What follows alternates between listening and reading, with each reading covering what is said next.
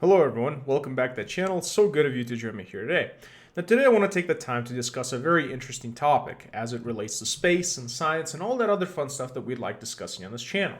So what am I going to talk about today? Well, as if you looked at the title, black holes and how they sound. Apparently it's not enough to just photograph the black hole as we've done recently with several different tools and techniques and other sciences that have been applied, which again they're well beyond my understanding, my limited understanding of the science. But I think it's very cool simply because, well, black holes, everything that I've been told about them is that they're so dense and that the gravity is so strong that not even light can escape it. But of course, we can sort of get the picture of the light around the event horizon. And the event horizon is the point through which once you pass, you can no longer return.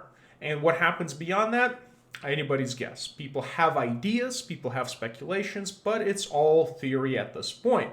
And you could theoretically, if you want to play a game of logic, simply because we don't know, we could just say, maybe on the other side, there's a man just drinking tea and having a good old time. Maybe that's like the world of Alice in the Wonderland beyond, you could never know because you can't prove or disprove anything as it relates to black holes. And in case you're curious, this is what there's some visual interpretations of what they look like, some artistry, and there's actually what the first ever black hole looks like actually being photographed. And I think this one is from our own galaxy, so it's kind of interesting. But yeah, black holes is like I said, they have to contrast the light around them in order for us to be able to even know that they're there. And they do emit certain waves, or I guess the disks around them do emit certain waves. So it's kind of interesting, right? But again, I'm not a scientist on this by any stretch of the means. I'm sure there's people that have better explanations. I'm just excited, and I want to talk and share the news as it relates. So not only is it enough to photograph a black hole, according to this article, well, we can also hear to what one sounds. And this gives me a little bit of optimism because just think about how far advanced our technology is getting, and how you should feel optimistic that we have the science and the tools necessary to perform these feats that 30 years ago, people would even question whether or not, maybe 40, people would question, whether or not black holes were actually real, right? And science is always weird and interesting and twisted and all. There's all kinds of speculations and theories. And once we propose something, then we go find it and research it and get the answers and get the information. Science is an evolving, changing process. It's never static, and that's why it's so exciting and interesting, because we keep finding new things and discoveries every single day. And today we figured out what one sounds like. And I just wanted to play this clip for my channel because, well, I love talking about science, and more than anything, I like to know what it sounds like because, well, what does a black hole sound like? I've never heard this, so let's listen together.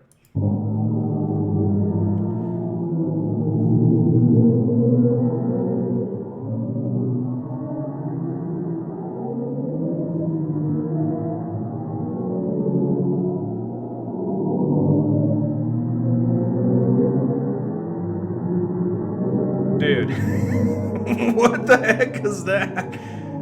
Oh my lord.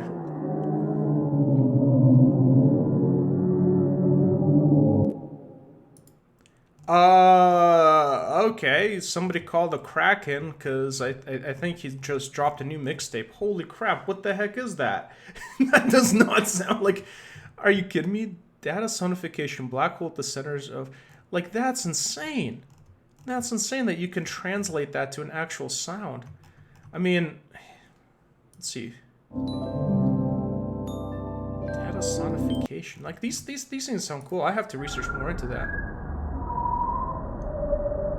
So they actually emit so different galaxies in different forms. So I'm assuming this is all converted into sound. You take some sort of multi-wavelength. So I imagine that you convert certain wavelengths of the spectrum, whatever it may be, X-ray, gamma, whatever, and then you reconvert that and you overlay that data onto sound.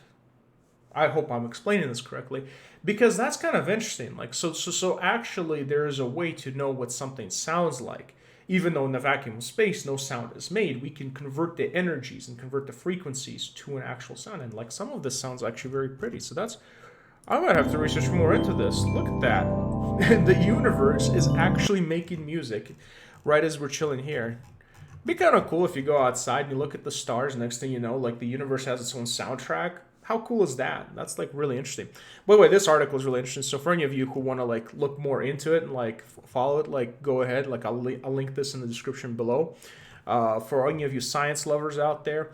And just so you know, like, welcome back to the channel. Sorry if I haven't posted for a while. I've been kind of like trying to find a new direction on this channel for those of you that stuck around. And as you see, I got like hundreds of videos on here, right? And that's just me searching for my direction and what I want to talk about. And I kind of want to lead more into the space stuff, but who knows? I'll talk about anything and everything that I find interesting on this channel because why not, right? And I'll keep my old videos on this channel for those of you who want to just watch the library of like the cringiest stuff of me trying to figure out how to do this YouTube thing. So anyway, there you have it. There is the moral of the story of today's article is the universe has its own soundtrack. Listen to it. It's pretty hot. It's pretty popping. So if you made it this far in the video, hit that like button because, if you like the sounds of the universe, well, guess what? I am a child of the universe. I also make my own sound. And if you want to hear more of this, like and subscribe to this channel. I appreciate all your time, and I'll talk to you later.